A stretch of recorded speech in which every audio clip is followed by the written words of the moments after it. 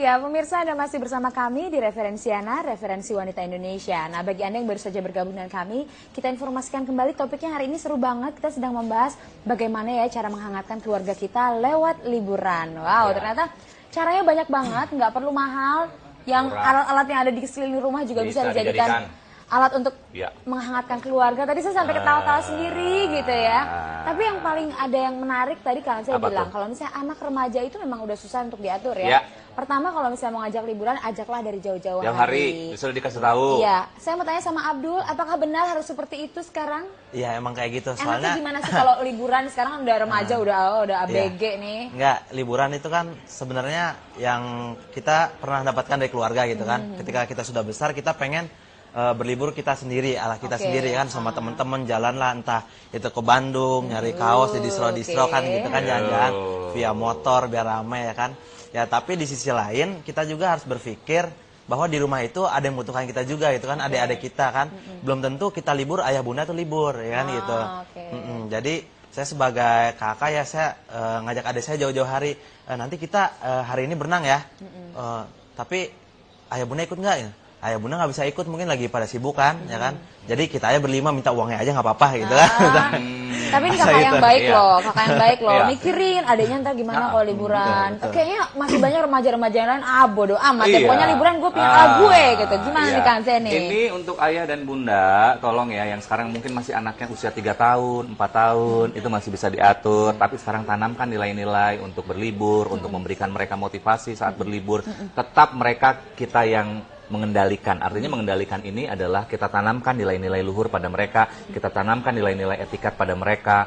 Karena berlibur itu selain mendisiplinkan mereka, mereka bisa bersosialisasi dengan teman baru, mereka bisa melihat pemandangan yang indah sehingga menumbuhkan aura energi kita yang baik, ya. Jadi banyak faktor. Nah, sekarang yang kasus yang tadi, kalau remaja itu SMP kelas 1 terjadi perubahan yang sangat drastis.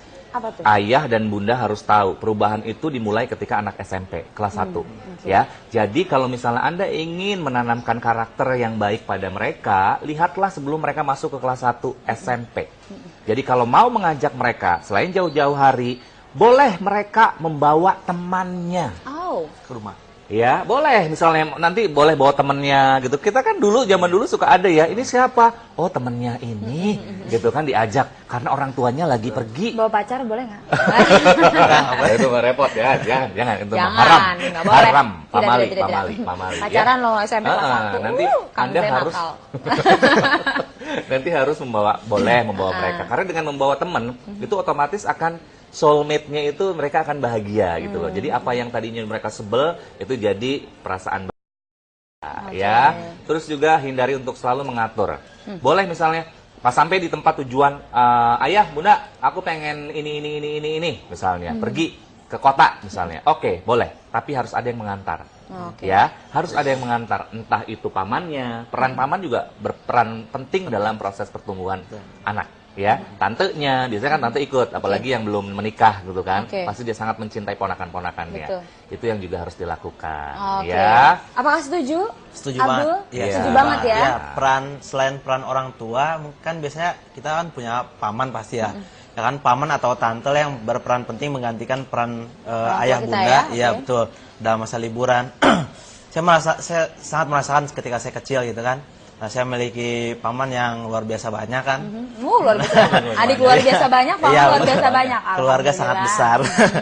Iya, jadi sangat penting sekali peran paman ya. Waktu saya kecil itu yang paling berkesan menurut saya karena paman saya sangat sayang pada anak-anak ya. Ya kan? Jadi saya itu diajak jalan-jalan ya kan. Dulu tuh waktu zaman saya kecil itu Taman Topi merupakan tempat wisata yang baik, yang bagus gitu di Bogor. Jadi kita jalan-jalan ke sana ya kan.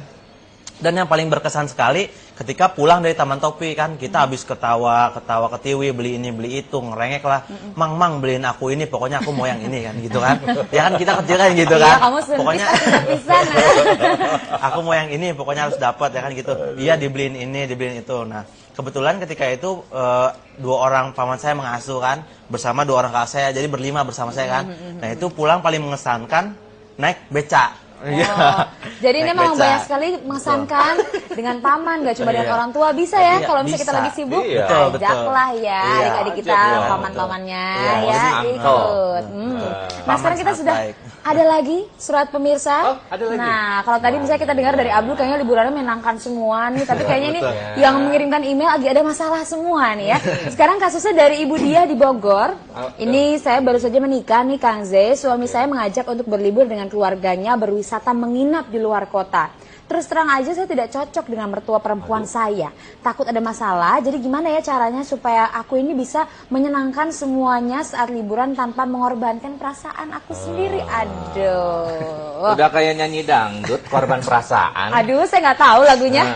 Udah gitu saya tambahin lagunya Lidah Mertua. Aduh, bukan lidah buaya tapi lidah mertua. Lidah Ya. mertua, ada loh tanamannya lidah mertua. Iya, betul, betul, Ya. betul, betul. Oke, Ibu di Bogor ya. Ini deket nih berarti ya. Nanti janjian aja ketemu sama Abdul ya. Aduh. Karena sama-sama di Bogor. Bu, namanya mertua itu adalah orang tua kita ya.